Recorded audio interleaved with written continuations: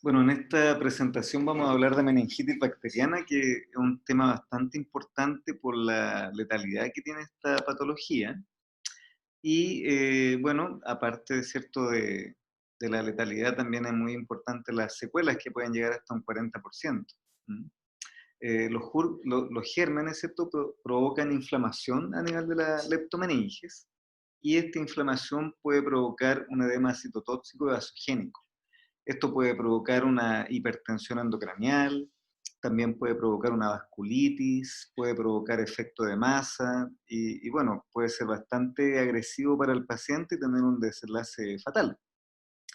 Es muy importante para evitar esto, ¿cierto?, el tratamiento precoz, ¿ya? Y eso es uno de los conceptos que más quiero recalcar en esta presentación y que vamos a ver especialmente cuando veamos el tratamiento. Las vías de infección pueden ser por implante directo, por ejemplo, posterior a una neurocirugía. También puede ser por contigüidad o por vía hematógena. Y uno de los mecanismos, ¿cierto?, que más se repiten es la colonización de la mucosa en una pequeña invasión local, luego de una bacteremia y replicación hematógena, y luego, ¿cierto?, va al sistema nervioso central. Hay distintos gérmenes, y uno de los gérmenes que uno ve que tienen importancia epidemiológica es la Neisseria meningitidis, puesto que se puede presentar en brotes, ¿ya? Es un diplococo gran negativo y hay una transmisión respiratoria, y es el por qué, por ejemplo, se deja profilaxis cuando uno lo diagnostica o si hay un tratamiento empírico, ¿cierto?, no se ha podido descartar.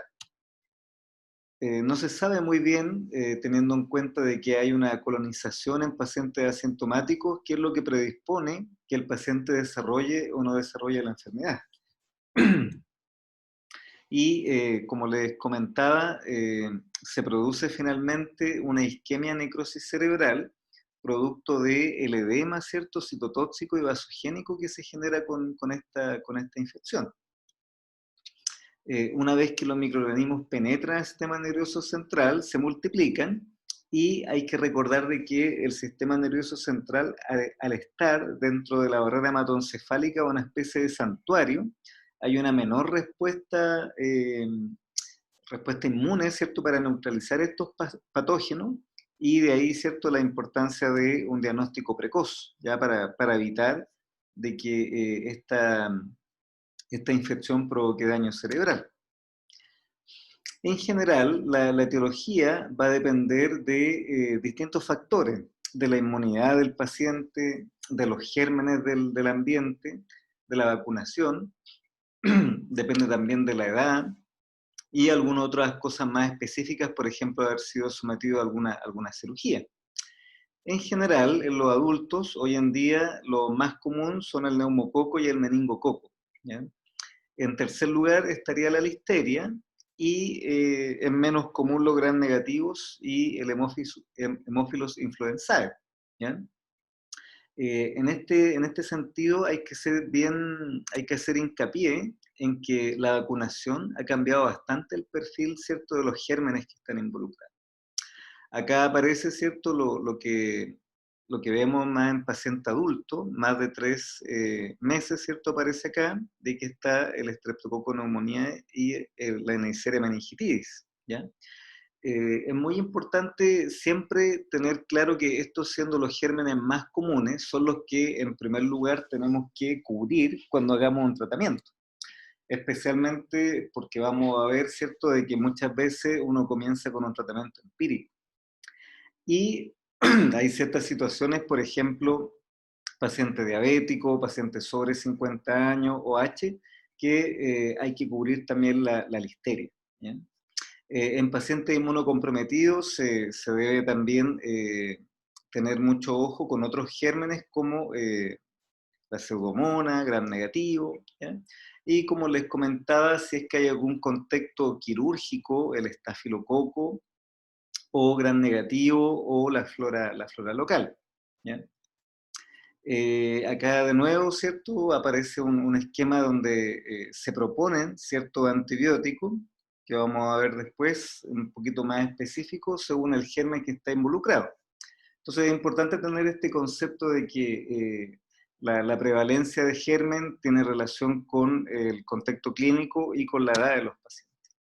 Y acá lo que yo les comentaba, si bien esto es una revisión antigua, fíjense cómo el Haemophilus influenzae tenía un porcentaje bastante importante de la meningitis y cómo después de la vacunación esto bajó en forma dramática, ¿ya?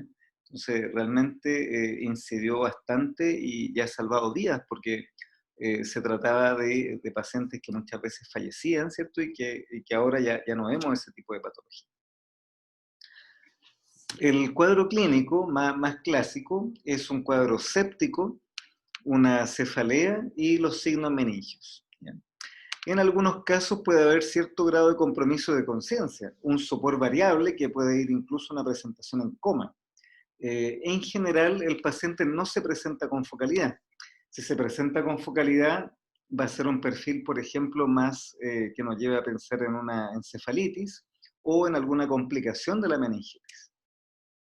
Acá aparece lo más común que se ve, ¿cierto? La fiebre, el dolor de cabeza, fotofobia, el vómito por el síndrome de hipertensión endocranial, que como ven aquí se ve más en niños que en adultos. Y dentro de los signos clínicos lo que más se ve es la rigidez de nuca y que el paciente tiene algún grado de compromiso de conciencia, ¿ya? En general, como les digo, cuando uno ve focalidad en contexto de una meningitis, tiene que ver más con complicaciones. En general, cuando nosotros vemos un paciente con meningitis bacteriana, es difícil muchas veces diferenciarlo de un cuadro viral si uno va a los síntomas. Pero, ¿qué es lo que sí va a dar una gran diferencia? Es que el paciente con meningitis bacteriana tiene un aspecto más séptico, va a estar con cierta inestabilidad hemodinámica, se va a ver, entre comillas, mucho más grave, ¿ya? Y lo otro que hay que tener ojo es que pacientes inmunodeprimidos y ancianos pueden no tener signos meningios o ser oligosintomáticos. O lo otro que hay que tener ojo es que el paciente haya recibido antibiótico o antipirético y eso también puede simular algunos de los signos clínicos. Y como les comentaba, en algunos casos hay compromiso de otros pares craneales, que eso ya hablaría de algún cuadro atípico o alguna complicación.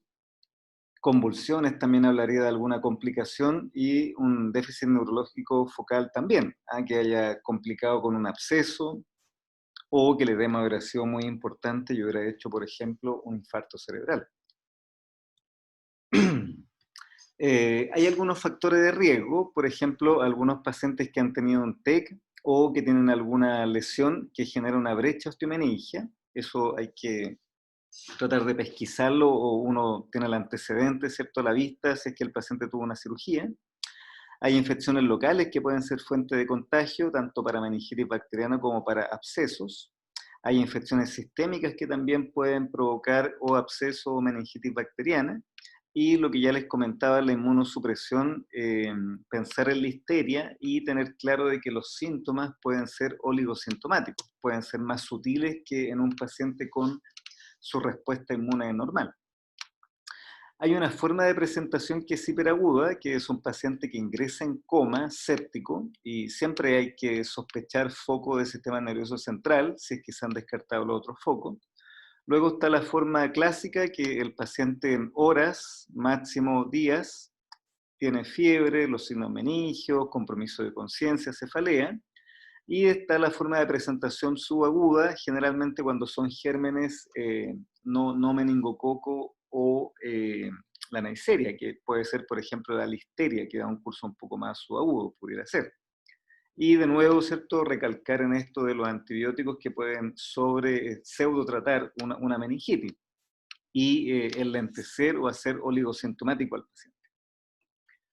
Acá se ven lesiones de la meningococcemia, que es algo que se ve, no es lo más común, pero obviamente hay que estar atento.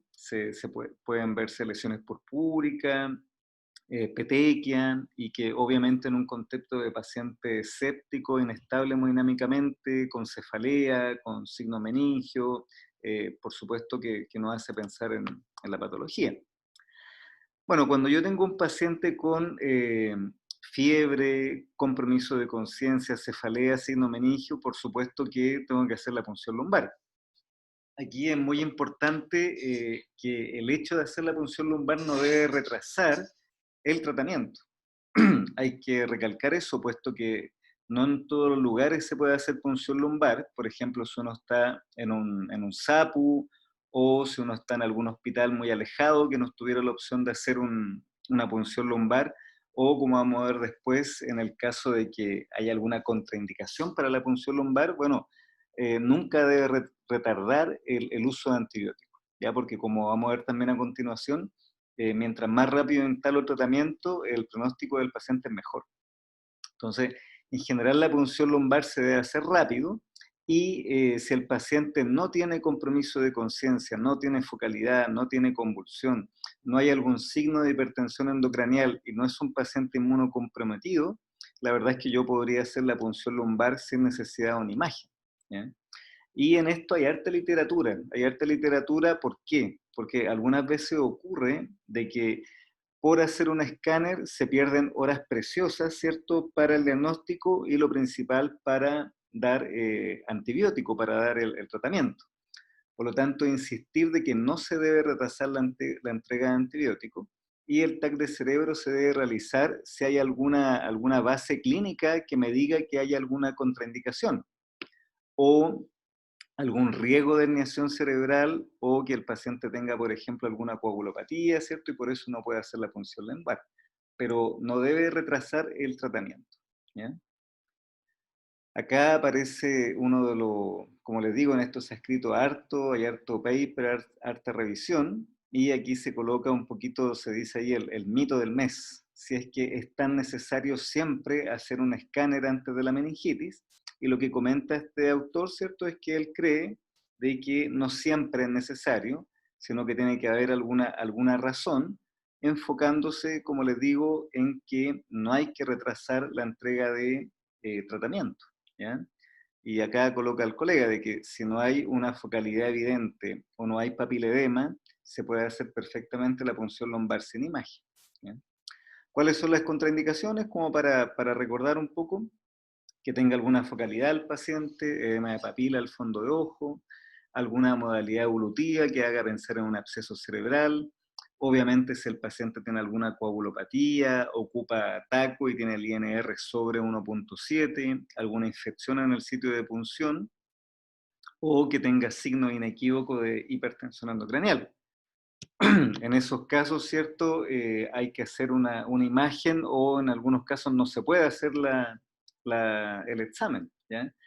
Si yo no puedo hacer el examen, si no puedo hacer el examen, tengo que dar un tratamiento empírico, ya pensando en mi sospecha clínica.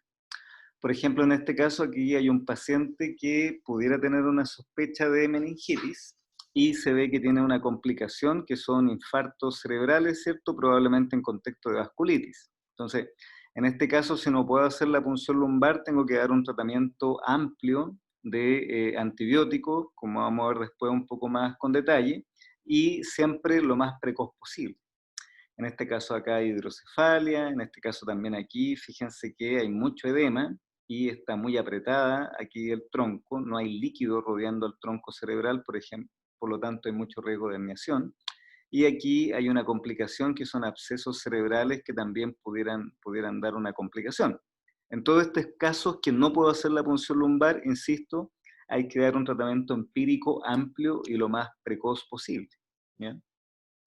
Bueno, en el caso de que el paciente no tenga una contraindicación y podamos hacer la punción lumbar, de todas formas no hay que olvidar nunca los hemocultivos, porque si bien el porcentaje de positividad bajo, si es que resulta, ¿cierto?, nos orienta bastante.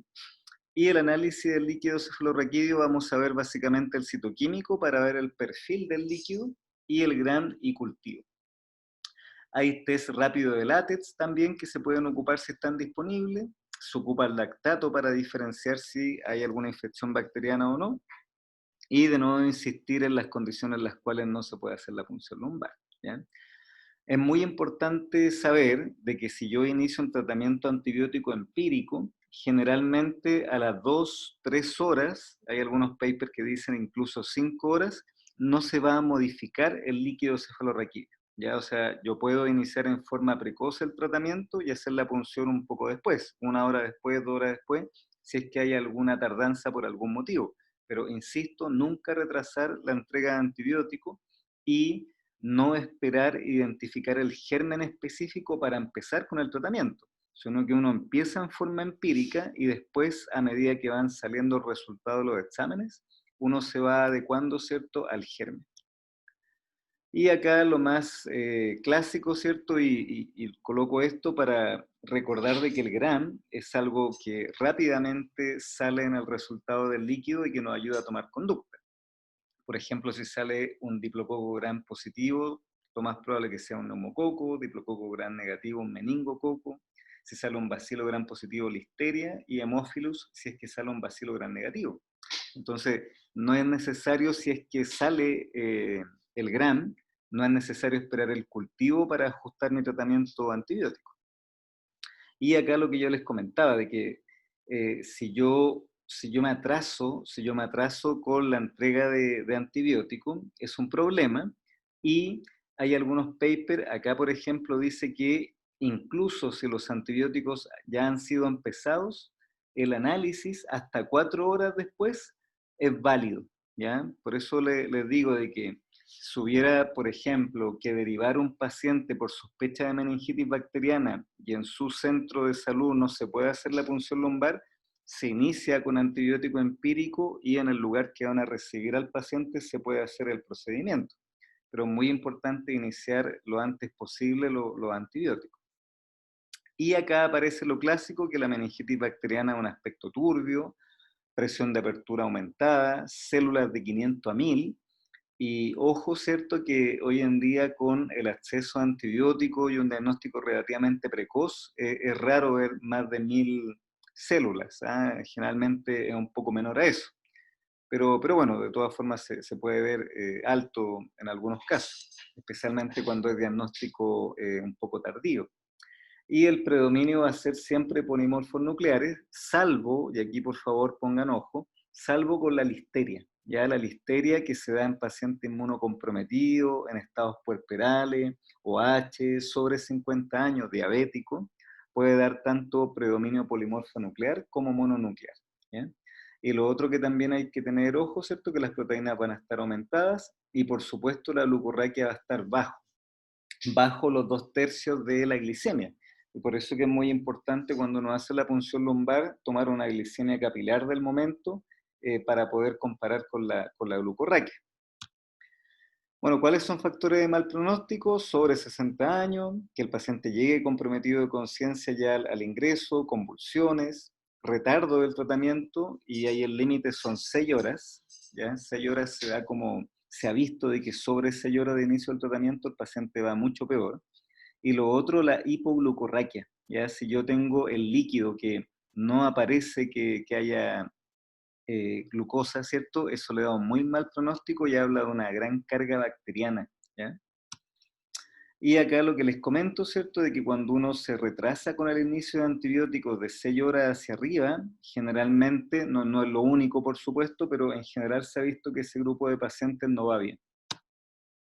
Bueno, ¿cuál es el tratamiento? Si yo sospecho una meningitis, un síndrome meningio, y dentro de ese cuadro, ¿cierto?, sospecho una meningitis bacteriana, es una urgencia neurológica. Y si yo lo sospecho, debo ir a descartar, sí o sí, el cuadro. Por lo tanto, si yo tengo esta sospecha clínica, me obliga siempre a pensar en hacer una punción lumbar. Y si no puedo hacer la punción lumbar, dejar un tratamiento empírico en concomitancia con mi sospecha clínica.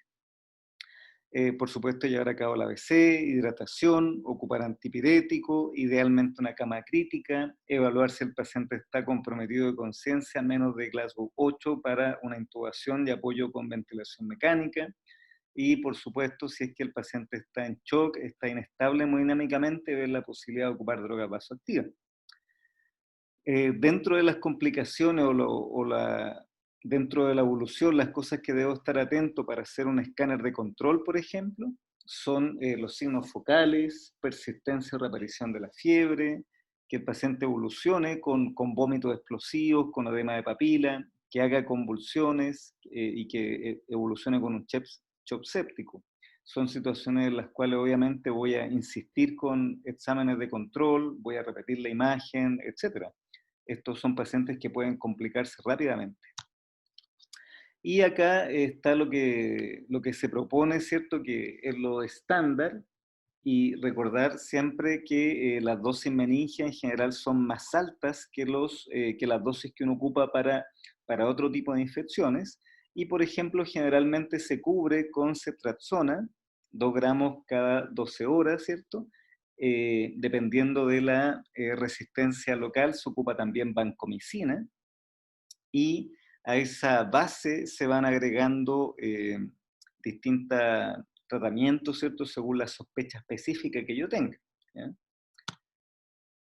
Por ejemplo, y esto es muy importante que lo recuerden, si yo tengo la sospecha de listeria, porque el paciente está en un grupo de riesgo o porque el perfil del líquido tiene un predominio mononuclear, tengo que agregar ampicilina, y generalmente el tratamiento se amplía hasta 21 días, ¿ya? Obviamente, si estoy en un contexto postquirúrgico, intrahospitalario, insistir con la vancomicina, y si tengo algún contexto de anaerobio, ¿cierto?, agregar fármaco en ese sentido. Hay algunas condiciones sugerentes de etiología. La brecha osteomeningia me hace pensar en un estreptococo. Si tengo alguna disrafia o algún defecto, comunicación con la piel, gran negativo.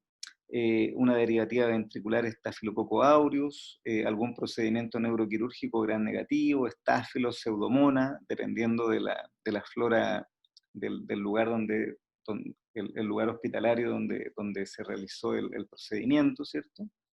Y en la inmunodepresión humoral, de nuevo, el estreptococo, ¿cierto?, es bastante común, la Neisseria. Insistir, por favor, en paciente con inmunodepresión, con la listeria, puesto que hay que agregar sí o sí la ampicilina. Y lo otro, ¿cierto?, ponerle ojo a lo que ya les comentaba, si el paciente tiene petequia o algunas lesiones purpúricas, pensar en una meningococcemia. Entonces, ¿qué es lo que podemos decir cerrando un poquito esto, ¿cierto? Que hay que preferir la rapidez por sobre lo exacto y empezar en forma empírica si es necesario. Es muy difícil tener en las primeras horas una certeza de qué germen está provocando el problema, por lo tanto uno empieza en forma empírica, amplia, y generalmente se deja ceftriaxona, se deja vancomicina. Si es que el paciente tiene grupo de riesgo, se agrega ampicilina también.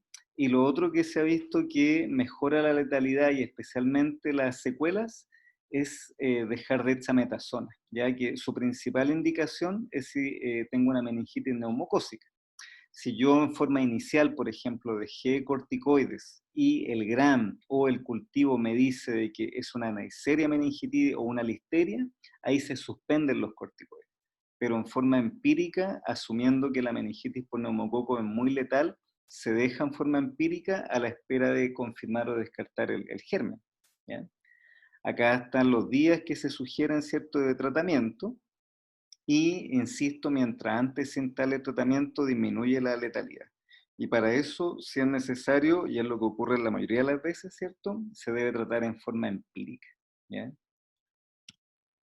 Bueno, la profilaxis tiene que ver con lo que comentábamos al comienzo, de que uno de los gérmenes que provocan esto, la Neisseria meningitis, se transmite por vía oral, o sea, por vía aérea, y por lo tanto es importante hacer la profilaxis a los contactos cercanos.